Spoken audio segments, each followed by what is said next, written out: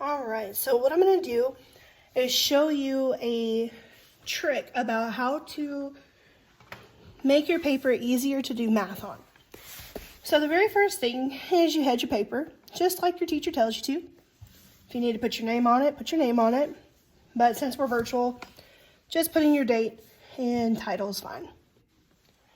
Excuse me. Then what you're going to do is you're going to turn it sideways. So your header is to your right and your holes are to the top. Okay? You're going to divide your paper into fourths.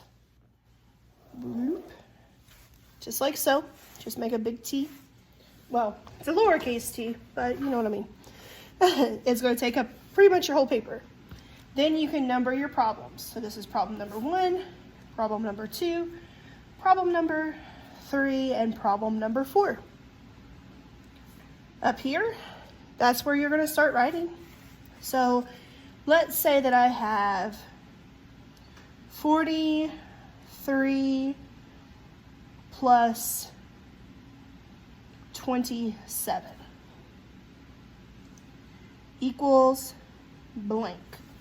So if you notice, I have every number and symbol has its own home. Now when I make my place value chart on my paper over here, I have my 10s and my 1s.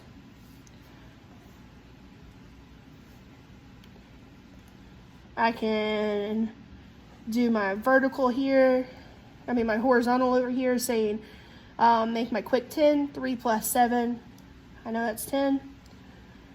And then 40 plus 20 is 60. Then 60 plus 10 is 70. I'm gonna check it over here to make sure I'm right. I'm gonna put my big number there, 4 10s. 1, 2, 3, 4. 3 1s, 1, 2, 3. I'm gonna add 2 10s, 1, 2, 7 1s, 1, 2, 3, 4, 5, 6, 7. Now I'm gonna add it up. Well, 7, 8, 9, 10. I bundle that and move it to the 10 spot. And then 1, 2, 3, 4, 5, 6, 7. There's 7 here, there's nothing left over. So I know that I'm right.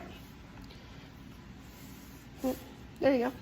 So you can kind of see, I'm gonna hold it up just a little bit so you can see better.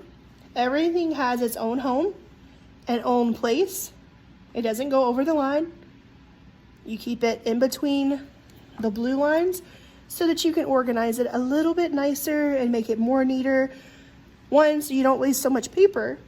And 2, so that you can easily see and practice your handwriting so that you can show off. Thanks, guys.